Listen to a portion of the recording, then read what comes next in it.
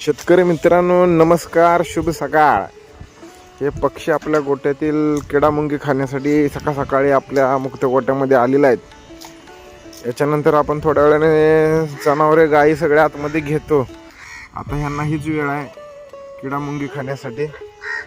आणि हा आहे आपला मुक्त गोटा. हा आहे सकाळचा नजारा. पहाटेचं 7:30 मित्रांनो शूट आहे.